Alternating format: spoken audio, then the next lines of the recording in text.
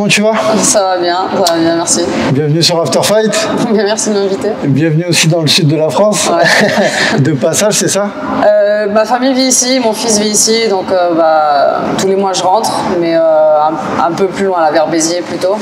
Et là, on est en stage aujourd'hui à Miramas, donc c'était l'occasion. Ouais, c'est super. Déjà, je tenais à remercier la salle de me prêter les locaux pour réaliser cette interview. Claire, tu es une combattante de MMA.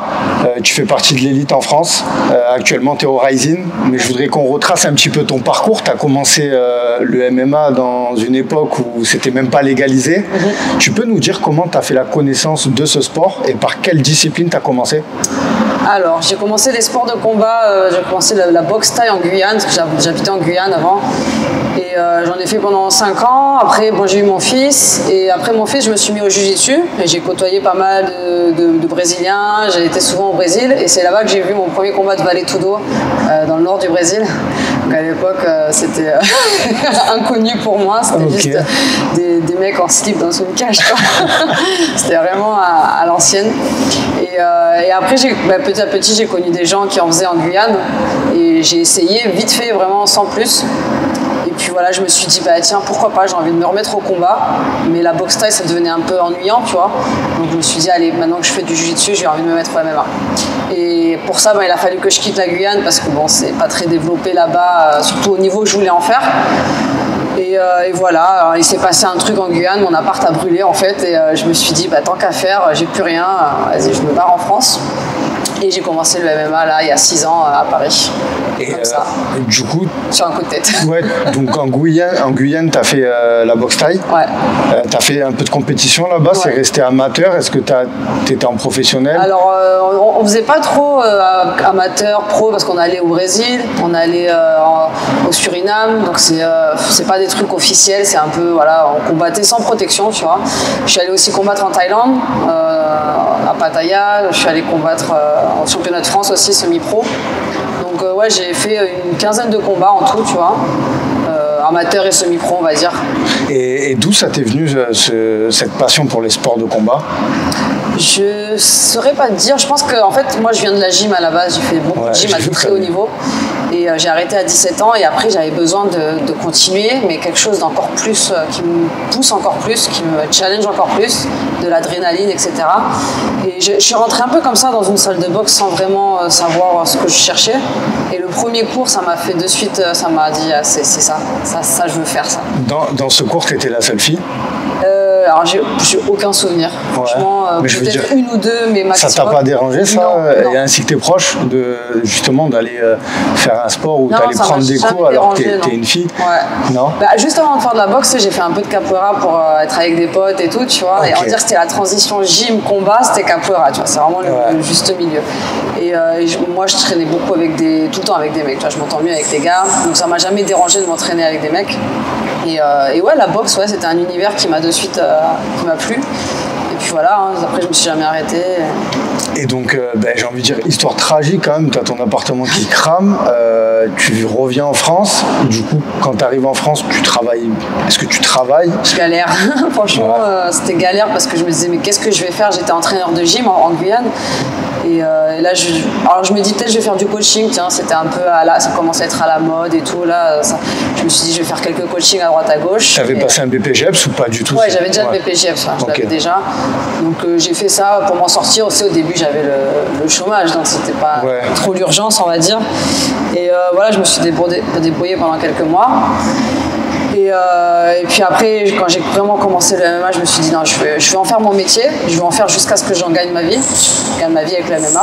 Et bon, ça a pris du temps, il a fallu que j'intègre les grosses orgas, donc ça a pris bien 5 ans avant de pouvoir en vivre. Mais pendant ces 5 ans, j'ai eu la chance d'avoir des gens qui m'ont beaucoup aidé, que ce soit ma famille, des amis, quelqu'un qui m'a aidé aussi dans le coaching, qui m'a entraîné, qui m'a soutenu financièrement. Donc voilà, j'ai rencontré les bonnes personnes et ça s'est fait sans trop de galères, on va dire. Et c'est vrai que l'arrivée en France n'était pas facile. Et quand tu arrives en France, du coup, tu es basé où exactement? Donc j'arrive, je vais là où je connais, de là où je suis, je vais à Grasse, sur la Côte d'Azur. Ok. Et je m'entraîne en jiu-jitsu dans un club à Mandelieu que je connaissais très très bien. Et voilà, après sur la Côte d'Azur, à part, c'est vrai qu'à Nice il y a du MMA, mais voilà, tout le monde me disait faut que tu ailles à Paris si tu veux faire du MMA. Ouais. On m'envoyait tous chez Lopez. Au MMA Factory. Ouais, il y avait aussi Mathieu Nico peut-être à cette époque. Parce que c'était à quelle. On était en quelle année là 2017, ouais. 2017. Ouais, c'était le CrossFight, c'était même pas encore le MMA Factory, non? C'était déjà le MMA Factory? Ouais, ça devait passer Factory, je sais pas trop. Mais en tout cas, moi je suis allée à Paris en me disant je vais voir ce qu'il y a là-bas, je vais chercher des clubs. Donc tu as été au MMA Factory? Oui. L'énergie m'a pas plu, je vais être honnête. Ok, ouais. C'est pourtant, intéressant. Voilà, j'avais bien parlé avec Fernand, mais au final, j'ai essayé, ça m'a pas plu et je suis pas du tout restée. Okay. Et je suis allée dans une autre team avec un coach pendant 1 an. Et en fait, au final, au bout d'1 an, je me suis rendu compte que ça matchait pas, ça se passait pas bien. Okay, l'alchimie se faisait pas, ouais. Voilà, enfin, on m'envoyait un peu de la poudre aux yeux, tu vois, mais voilà, quand tu arrives dans ce milieu, t'es une nana, t'es nouvelle, tu connais rien, bah, c'est facile un peu de te faire croire à des choses. Tu vois, le MMA, c'était même pas légalisé, c'était en 2017, donc on te fait croire ce qu'on veut, tu vois, et au final, tu te rends compte que c'est des conneries. Moi, en fait, ce qui m'a ouvert les yeux, c'est d'aller à Las Vegas en 2019 m'entraîner à Extrême Couture et dans les très grands gyms de MMA. Et là, je me suis rendu compte de ce qu'était vraiment le MMA professionnel. Et j'ai fait la différence entre ce que j'avais à Paris, dans ce club, et ce que j'avais vu aux États-Unis. Et je me suis dit, ouais. Et c'est quoi que tu as vu? Parce que justement, il n'y a pas très longtemps, sur la chaîne, j'ai reçu Nicolas Haute. Et pareil, il m'a dit quand il a fait ses études aux États-Unis, il a vu une certaine mentalité, des structures, tout ça.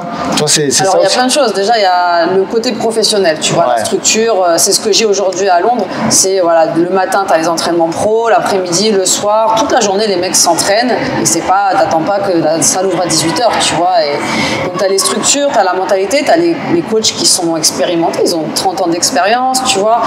Les techniques aussi, on m'apprenait des techniques, des choses contre la cage, par exemple, la lutte contre la cage, qu'on n'a pas vraiment en France.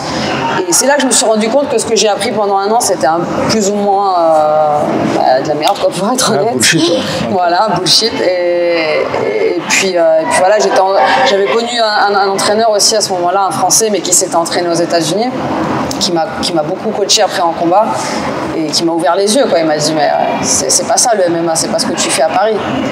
Et de là, je me suis dit mon objectif maintenant c'est de partir à l'étranger. Peu importe où, il faudra que je trouve un club, mais je veux quitter la France en fait. Parce que je suis trop vieille dans ce milieu pour perdre mon temps, tu vois. J'avais 29 ans, fallait que je commençais à 28 ans le MMA, tu vois, fallait que j'avance, quoi. Et voilà, donc du coup à Paris je me suis après entraînée avec Johnny Frachet par contre. Le temps que je trouve un club à l'étranger, je suis allée avec Johnny qui est pour moi le meilleur en France, vraiment technicien, mais qui s'est formé aussi aux États-Unis, au Brésil, tu vois, il a ramené ça en France et vraiment très très bon. Et puis voilà, jusqu'à ce que je trouve le moyen de partir en Angleterre et de trouver ma team actuelle, quoi. Et justement, juste avant, je voulais revenir, quand tu es en France, tu fais un peu de pancrace, pas du tout? Ouais, j'ai fait mon premier combat en pancrace à Toulouse, au GFA. Un combat expéditif, je crois en 2 minutes, c'était fini et j'avais gagné.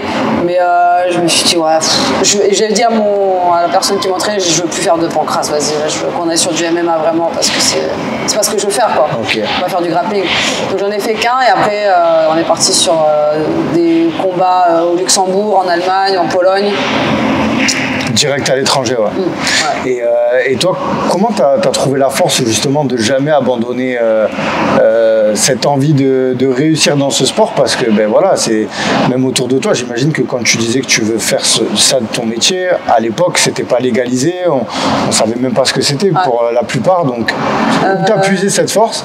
Et est-ce que tu as eu des personnes qui t'ont inspiré, que ce soit dans ta jeunesse ou tu vois, hormis de la famille, des combattants, des combattantes, tu vois? Alors non, j'ai jamais vraiment été inspirée par des combattants parce que j'ai jamais suivi le MMA avant d'en faire. Je connaissais même personne, tu vois, dans le MMA en tant que combattant. Je pense qu'après c'est quelque chose, peut-être c'est quelque chose que tu as à l'intérieur de toi, tu vois, selon ton vécu, tout ça. Et moi j'étais persuadée que j'allais pouvoir faire quelque chose, tu vois, donc j'ai juste continué. Après voilà, comme je te dis, j'ai eu la chance d'être soutenue et aidée par des amis quand je me suis pas retrouvée à trop galérer. Mais c'est vrai que j'ai beaucoup bougé, quoi. C'est beaucoup de sacrifices. Quand même, je vois pas mon fils souvent. C'est vrai que parfois, quand tu combats pas pendant 1 an, parce que t'as pas d'adversaire et tout, et tu te dis, mais qu'est-ce que je fous là, quoi? Pourquoi je fais tout ça et au final je combats pas? Je suis censée mettre de l'argent de côté, je suis censée combattre et ça se passe pas. Et en fait, tu as un truc en toi qui te dit non, continue, tu as des gens qui t'encouragent, parce que mine de rien, j'ai quand même plus de gens, je pense, qui m'encouragent, de gens qui m'ont découragé, tu vois. Et voilà, je savais que ça allait venir, je suis comme ça, après si j'y crois, j'y vais, tu vois. J'ai vu une interview de toi sur YouTube où tu parlais justement que tu avais un peu fait le sacrifice de laisser ton fils auprès de ta maman à une période pour justement aller t'entraîner. Ouais, c'est qu'en fait, j'ai essayé, tu vois, quand je m'entraînais à Paris, j'ai essayé de faire venir mon fils avec moi. Sauf qu'en fait, je m'entraînais super tard, je finissais à 22h, le temps de rentrer. L'école le matin, il se levait tôt, j'avais personne pour le garder. Enfin, c'était très compliqué pour lui de suivre mon rythme. Et j'habitais dans un petit studio et tout. Et ma mère m'a dit, je vais le garder. Tu sais, c'est pas cool pour lui de se coucher aussi tard, de te suivre à la salle, de manger dans les vestiaires avec toi. Enfin voilà.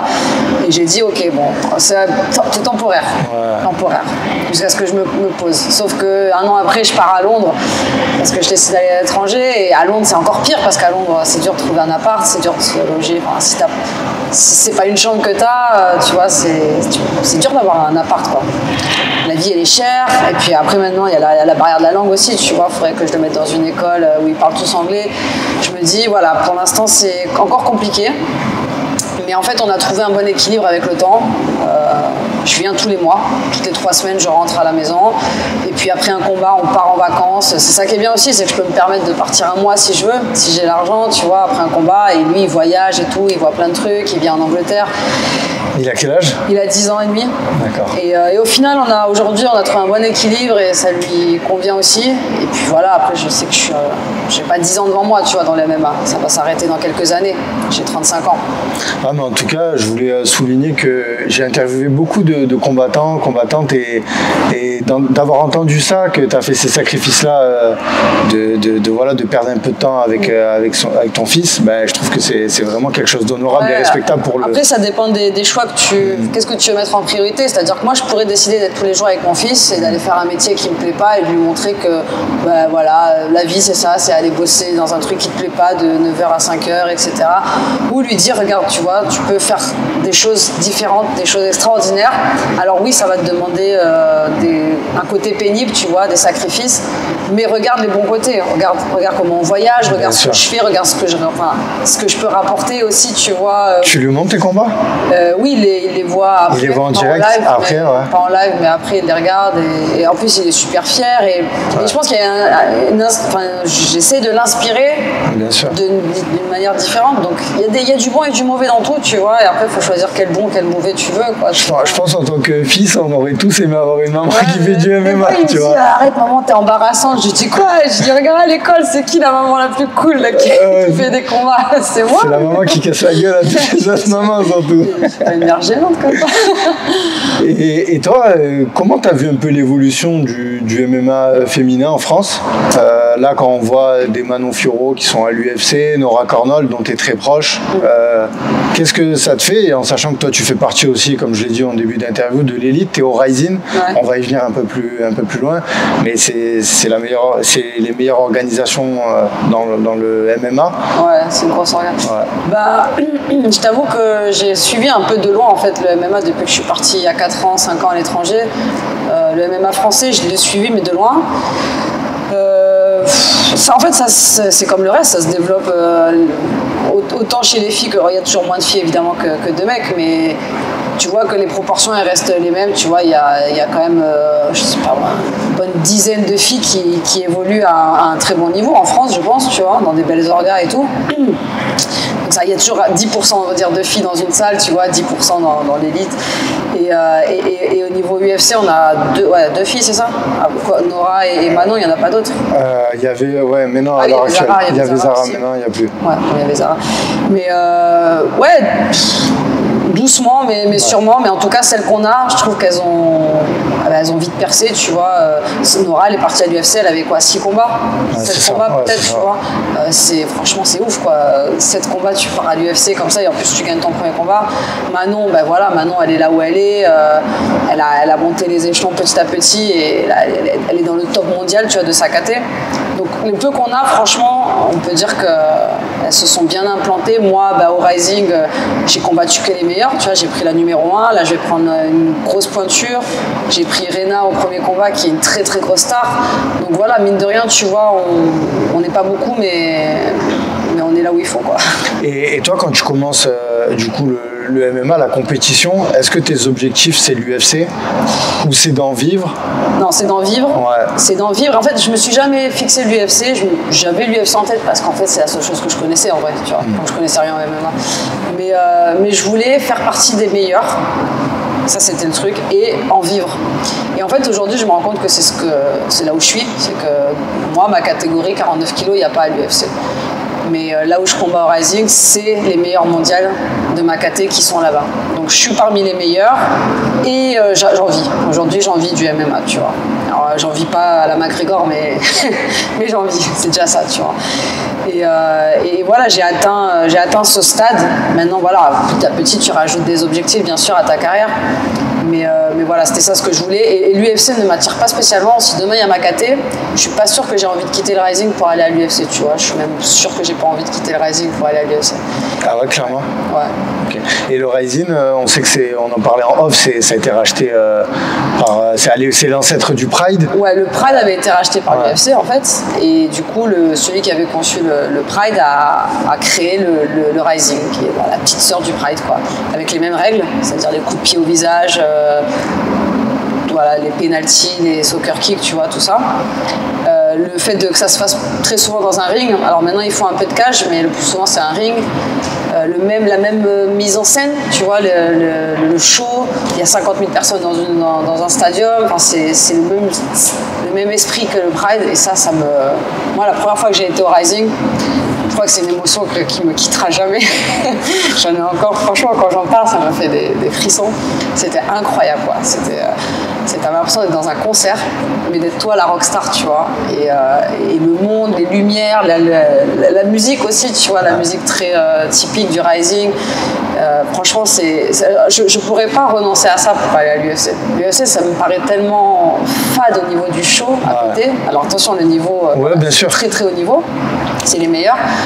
Mais moi, j'ai besoin de plus aujourd'hui. Je suis plus dans la compétition vraiment que sportive. Je suis dans le prendre plaisir, kiffer, tu vois. Et voilà, et ces règles-là qu'ils ont au Rising, j'adore ça, combattre avec ces règles supplémentaires, tu vois. Et le public au Japon et ça aussi, ouais, ça c'est la mentalité. Quand tu arrives au Japon, tu es traité vraiment comme, ils le disent, comme un demi-dieu, tu vois. T'as les sumo et après t'as les combattants de MMA et après t'as le reste de la population. Et vraiment très bien traité, très respecté. Quand tu combats, alors c'est pas la même ambiance qu'à l'UFC Paris ou quoi, c'est très calme. T'entends ton coach, pourtant il y a 50 000 personnes, mais t'entends tout. Et dès qu'il se passe de l'action, là, ils font oh, tu vois, ils applaudissent. Mais ils regardent ça comme un match de tennis, tu vois. D'accord. Et en fait, ce qui est bien aussi et qui me correspond à fond, c'est que tu gagnes ou que tu perdes, c'est pas ça qui... Ils s'en foutent un peu du résultat, tant que tu mets du cœur vraiment dans ton combat. Tu vois, tu fais des combats excitants, des combats où ça envoie des trucs de ouf, des KO, des soumissions, que tu essaies de finir le combat, c'est ça qu'ils aiment. Et tu peux très vite devenir populaire là-bas si tu es un combattant qui envoie du lourd dans la cage. Même si tu perds, tu peux avoir 10 défaites d'affilée, mais si à chaque fois tu fais vibrer les gens, ils vont t'adorer, tu vois. Donc tu seras bien payé, tu vas gagner en popularité, peut-être en sponsor, tu vas combattre souvent. Et c'est ça que je veux, moi. C'est juste... Est-ce qu'on peut dire qu'aujourd'hui, dans ta carrière, c'est la meilleure chose qui te soit arrivée d'aller dans cette organisation? Et j'imagine que ça a dû être du travail qui a été fait par tes managers? Non, c'est dû à... Alors, je ne sais pas comment le dire pour rester... Disons que je suis signée à Combat Global. Ouais, voilà, je sais que tu étais dans une organisation. Je suis toujours. D'accord. J'ai été signée en juin 2022. Okay. Pour 2 ans, pardon, et 5 combats.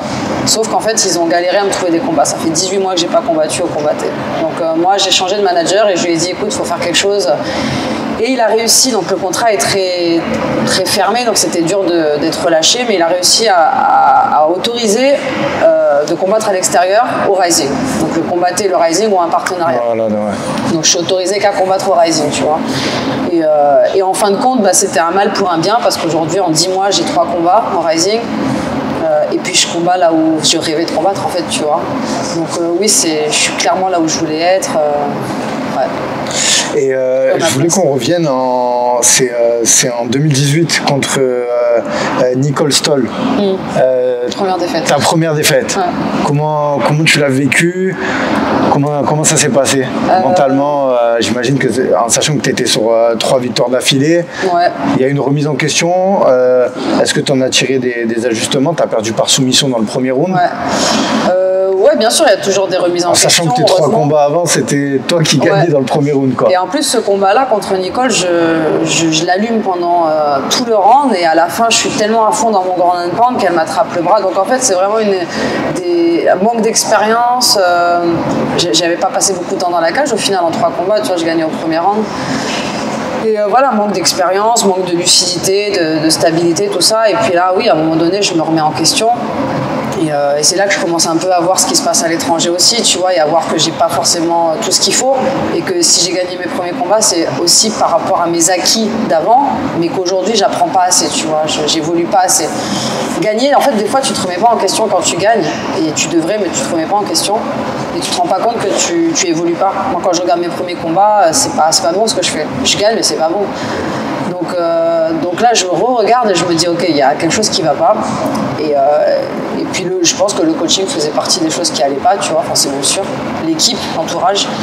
Donc ouais, je décide de faire des gros changements. Et après, moi, les défaites, je reste pas dépressif pendant des jours et tout. Hein. C'est bon, c'est passé, tu vois, on passe à autre chose. Mais ouais, ça m'a fait ouvrir les yeux. Et il y a aussi Yasmine Jauregui, une combattante aujourd'hui qui est à l'UFC. Pour vous dire le niveau, des fois. Elle a gagné son premier combat très très rapidement à l'UFC avec un gros KO.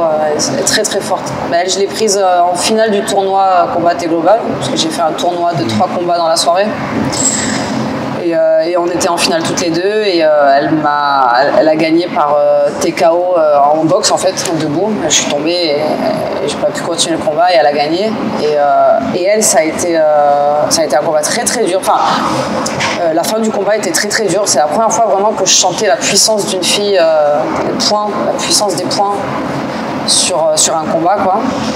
Mais à la fois, c'était quand même le 3e combat de la soirée. J'étais quand même très fière d'être allée au bout parce je pense qu'on m'avait mis dans ce tournoi en se disant on a besoin d'une européenne, elle va se faire éliminer au premier round, enfin au premier combat, puis basta. En fait, je suis arrivée au dernier combat, tu vois, quand même, mine de rien, j'ai passé 3 mexicaines et c'était une super expérience. Et du coup, j'aimerais vraiment, vraiment, vraiment refaire un tournoi si ça se représentait, d'être en 49 kilos, parce que là c'était en 52, tu vois.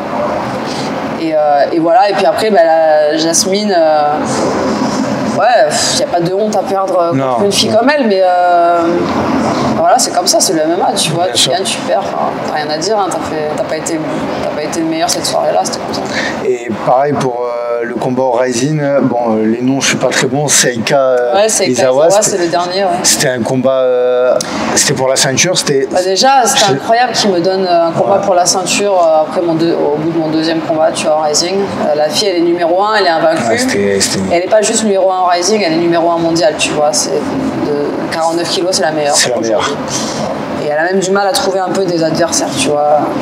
Et du coup, en fait, ce combat, il se fait au Saitama Arena, donc 50 000 personnes. Et pour la première fois de ma vie, vraiment, je me mets beaucoup de pression en fait sur ce combat. D'habitude, j'y vais, un peu, je suis très relax, très joyeuse, très souriante. Et là, je regarde les vidéos, je suis très tendue. Je me dis, il faut que je gagne, tu vois. Il faut que je gagne, alors que non, il faut que je performe. Il ne faut pas que je gagne. D'habitude, je me dis, il faut que je performe. Et c'est vrai que je sors de mon game plan en fait. Je suis censée boxer cette fille qui est grappleuse et je l'emmène au sol en fait sur un contre, tu vois, je l'emmène au sol et je l'emmène dans son domaine. Et le problème c'est que la fille, tu fais une micro-erreur, tu le payes très cher parce qu'elle est très très très forte en grappling. Et elle me soumet en 1 minute 10 avec un ninja choke, une guillotine, dans laquelle j'ai pas pu sortir, c'était impossible. Et je tape et je m'endors en fait. Et le plus dur, ça a été ça en fait. Ça a été d'être très frustrée de mon combat parce que j'ai pas envoyé un seul point. J'ai envoyé 3 kicks, c'est parti au sol et elle m'a soumis. Tu vois. Ouais, t'as pas pu montrer, j'ai rien fait. T'as pas pu t'exprimer, montrer ton plein ma prépa potentiel. Sur un combat pour un titre mondial dans le Saitama Arena, 50 000 personnes, c'était hyper frustrant. Mais voilà, pour moi, ça, c'est à refaire. Ouais. C'est à refaire cette fille-là, ce combat pour le titre, ça reviendra. Il faut juste que je remonte, tu vois, les échelons. Il faut que je reprenne des filles sérieuses dans le classement, là, jusqu'à ce qu'il ne reste plus qu'elle et je la reprendrai. Et je sais que je suis capable de... Et là, du coup, le 24 février... Alors là, le 24 février... grosse échéance. Après ça, c'est le Japon. Le Japon, ils vont toujours te donner... ils te font pas de cadeaux, en fait. Ils te font Est-ce que Mais j'ai envie de te dire que tu as envie aussi d'affronter les meilleurs. C'est pour ça que je les accepte, je pourrais très bien les refuser. Moi, je salue vraiment ça parce qu'en vrai, en France, on regarde beaucoup que l'UFC et on se rend pas compte de tous ces noms-là chez les Japonais, mais c'est des tueuses à gages que tu affrontes. Le Pride à l'époque, parce qu'on a eu des combattants français qui sont là au Pride, ils ont tous pris des tueurs à gages, tu vois, c'est toujours des guet apens. Mais après, il y a un truc, voilà, moi, on me l'a proposé, toutes les filles qu'on m'a proposé, j'ai dit, ok. Tu refuses jamais un combat? Non, parce que c'est juste parce que je le veux ce combat, je me dis, j'en suis capable. Si tu prends un combat, c'est que tu sais que tu es capable de le gagner. Après, c'est du MMA, tu sais pas ce qui va se passer, mais tu es capable.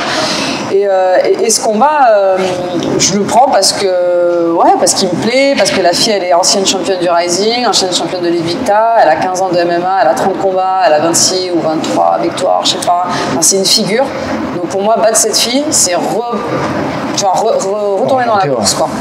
Et je suis trop contente, en fait. Je suis trop contente de prendre ce combat. Et voilà, moi, j'ai jamais refusé. Et ça aussi, j'ai combattu dans une KT qui n'était pas la mienne pendant 10 combats, 11 combats. J'ai combattu en 52, alors que je suis une 48, tu vois. Voilà, s'il y a du challenge, s'il y a quelque chose, j'y vais, tu vois. Et c'est vrai que ça n'a pas forcément été très mis en avant par beaucoup de médias si tu fais un bilan en France, mais je sais ce que j'ai fait, les gens que j'ai pris, et même si elles sont pas connues en Europe et tout, c'est du lourd quand même. Ah ouais, puis les gars, on a une combattante qui nous représente au Japon, je veux dire, rien que ça, c'est courageux, et j'invite vraiment les gens à s'abonner à Claire, à se renseigner sur l'organisation dans laquelle elle est, parce que voilà, on brille que par les 3 lettres l'UFC, mais il y a d'autres organisations. Et le PFL a racheté le Bellator. Des tournois là qui font le PFL, enfin le Bellator avec le Rising. Donc maintenant j'imagine que ça va être le PFL. Est-ce qu'il y a moyen, toi ça t'attire le PFL? Pas du tout. Alors le PFL, moi on avait déjà demandé et en fait ils font déjà pas les 52, ils font encore moins les 48. Mais c'est vrai que pour l'instant c'était une question de catégorie, il n'y avait pas. Pourtant ils étaient intéressés à un moment donné le PFL. C'est la catégorie. Mais le poids léger comme ça c'est pas encore. Après oui, pourquoi pas. Enfin, faut voir en fait. Et cette catégorie des 49 kilos, ça porte un nom du coup? Atomweight. D'accord, c'est Atom. Ok. Et ça, c'est tu fais un cutting, tout ça ou c'est? Alors, pourquoi c'est? Mon dernier combat, j'ai cuté 700 grammes au bain. Ok, en fait, voilà, toi, tu veux peut-être pas t'infliger ça, en fait, c'est pour ça que tu combats dans cette KT? Je peux pas combattre plus bas parce qu'il y a rien après. Non, mais je veux dire combattre plus haut. Ah, plus haut? Ouais. En 52, tu veux dire? Ouais. C'est ce que j'ai toujours fait, 52 en fait. J'ai combattu 10 ou 11 fois en 52, mais le problème c'est qu'à un moment donné, quand tu arrives à un très haut niveau, tu te retrouves contre des filles qui cuttent beaucoup. D'accord, ouais. Moi, 52, c'est-à-dire que je ne cut même pas l'eau, rien, tu vois. Je mange correctement pendant 3 jours avant le combat, je suis à 52. Donc les filles elles vont remonter à 60, 62, ça dépend qui, tu vois. Il y aura trop de différence de poids, de taille. Et à ce niveau-là, tu peux pas te permettre, tu vois, de prendre trop de risques comme ça, d'avoir trop de différence. Parce que c'est la trop. puissance, ça pardonne pas, Donc moi, j'ai toujours dit à mon manager, ma KT c'est 48, je veux combattre en 48. Il faut aller aux États-Unis ou il faut aller en Asie. C'est le One, c'est le Rising, l'Invicta. Et évidemment, il faut de l'expérience pour aller dans ces grosses orgas, tu vas pas comme ça. Donc il m'a fallu 11 combats avant 10 ou 11 combats avant de pouvoir intégrer. Déjà, le combatté global, ils ont cette catégorie, c'est juste qu'il n'y a aucune fille qui m'a accepté pour l'instant. J'ai eu aucun combat à 48 parce que personne n'a accepté. Mais au Rising, les filles, elles refusent pas. Les filles, c'est des vraies combattantes, c'est des guerrières. Elles sont pas là en mode je me construis un record et tout. C'est non, on y va, on combat, tu vois. Parce que toi, aujourd'hui, clairement, tu es dans cette optique. C'est pour ça que je me sens super bien là-bas parce que j'ai l'impression d'être dans un état d'esprit qui me correspond, tu vois. Et moi, je les prends n'importe qui et puis elle. c'est pareil. C'est pareil, tu vois. Et donc voilà, donc du coup là je suis enfin dans ma KT. Alors attention, c'est pas si facile d'aller à 49-48 kilos, tu vois, faut quand même que je fasse un régime. Ouais, j'ai une alimentation. Je pensais que tu faisais un peu plus, c'est pour ça que je t'ai demandé ça en fait. Non, mais même eux, au Japon, ils pensaient que je pétais beaucoup, tu vois. Ouais, je pensais. Ouais, c'est ça en fait. Voilà, que les gars me disent pas pourquoi j'ai dit que. Je suis costaud, oui, oui. C'est pas très lourd. Ok, ouais. Mais au final, ça va, j'ai un bon cutting, facile. Ok. Ouais. Et si tu devais définir ton style, toi, en MMA, ce que tu aimes le plus, c'est quoi? C'est la partie au sol, c'est le striking, c'est le mélange de tout ça? Franchement, pour être honnête, je suis assez complète, tu vois. Je pourrais pas dire que j'ai un truc en particulier. Maintenant, si tu regardes, dans tous mes combats, j'ai lutté et j'ai amené au sol. La dernière fois, j'ai fait un petit bilan et je me suis rendu compte qu'en 12 combats ou 13 combats, j'ai 19 takedowns sur 19 tentatives. C'est-à-dire que j'ai jamais raté un takedown, tu vois.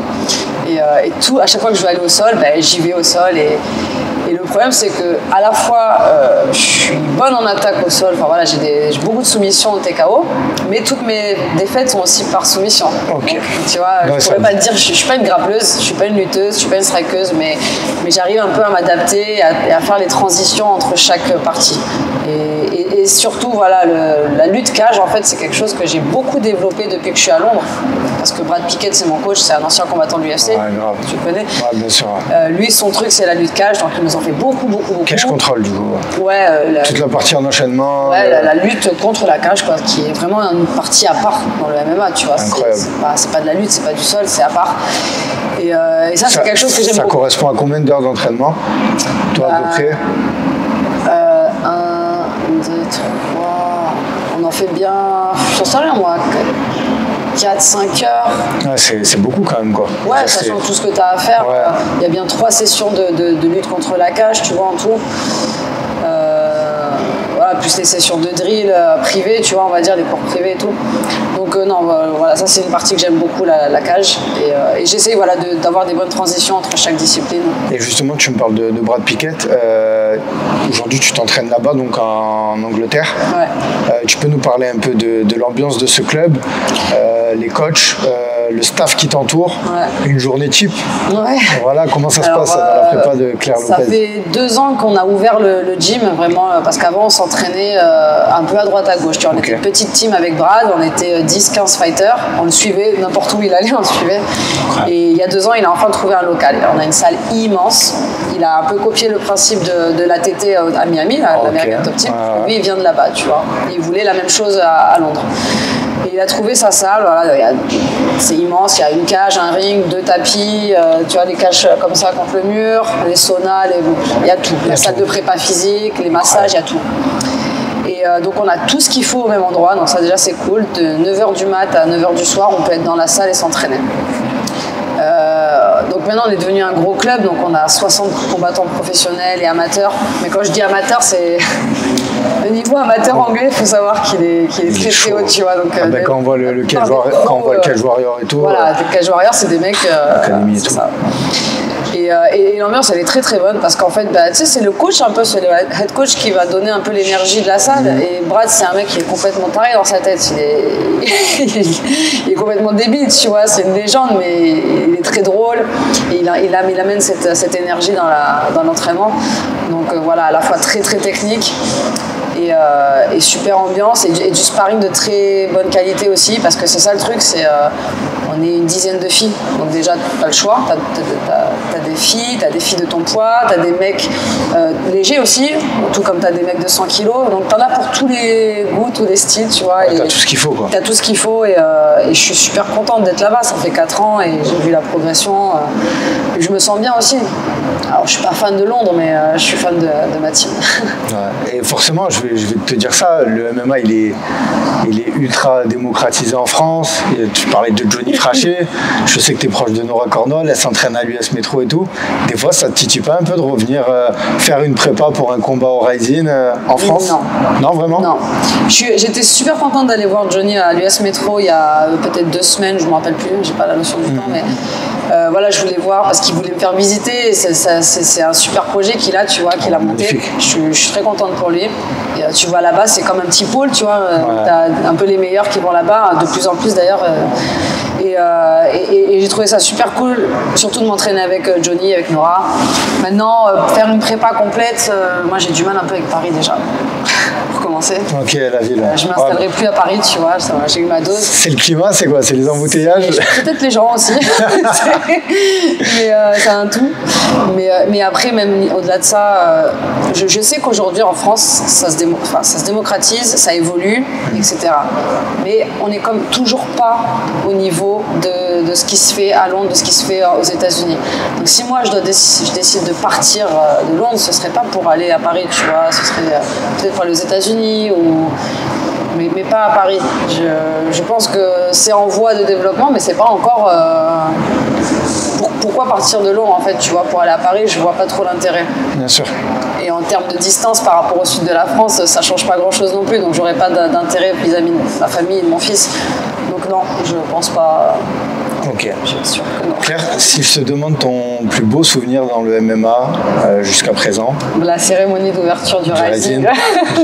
J'en étais sûr que tu allais me répondre ça. Ok. Bon les gars, je vais vous le répéter, mais allez soutenir Claire. Ne loupez pas son combat le 24 février au Rising. Les gars, on a une combattante française qui nous représente. Donc vraiment, j'insiste. Mettez déjà, abonnez-vous à la chaîne, likez la vidéo et mettez un petit message de force dans l'espace commentaire. Merci encore à la salle GP Sport qui m'a permis de réaliser cette interview. Claire, avant de terminer l'interview, on va passer au 5. C'est 5 petites questions. D'accord. C'est la tradition. Est-ce que tu es prête? Vas-y. Pour ton prochain combat, KO ou soumission? KO. Combat ou entraînement? Combat. Cardio ou musculation? Oh, aucun des deux, avec muscu, mais... Tu fais un peu de prépa, ouais, j'imagine tu fais beaucoup de prépa physique. Je déteste la muscu, je déteste tout ça. Ça, c'est qui t'encadre? C'est Rémi, qui est avec Morgan, entre autres. Rémi Physio? Ouais. Incroyable. Ouais. À distance, du coup? Ouais, depuis mon combat au Bellator en 2020, il me suit. Ça me fait super plaisir que tu parles de Rémi Physio parce que c'est un nom qu'on parle pas beaucoup dans les podcasts. Ouais. C'est quelqu'un qui est pas mis beaucoup en avant et qui fait un travail monstrueux. Il se met pas en avant spécialement, mais c'est vrai qu'il est très très bon. T'es dans un bar, t'es en soirée. Je suis pas dans un bar. Non, bon, t'es en soirée, t'es dans un pub à Londres. Il y a une embrouille, faut que t'appelles 3 combattantes de MMA, t'appelles qui? J'appelle Nora parce que c'est ma meuf sûre. Qui j'appelle? Ah putain, merde. Nora, ouais. Ah, j'appelle Francis parce que quand même. Francis Ngannou, incroyable. Non, mais tout le monde appelle Francis. Tout le monde appelle Francis. Ouais. Et dernier. Et encore. Ouais. Ah merde. Thomas Spinal, non? Non.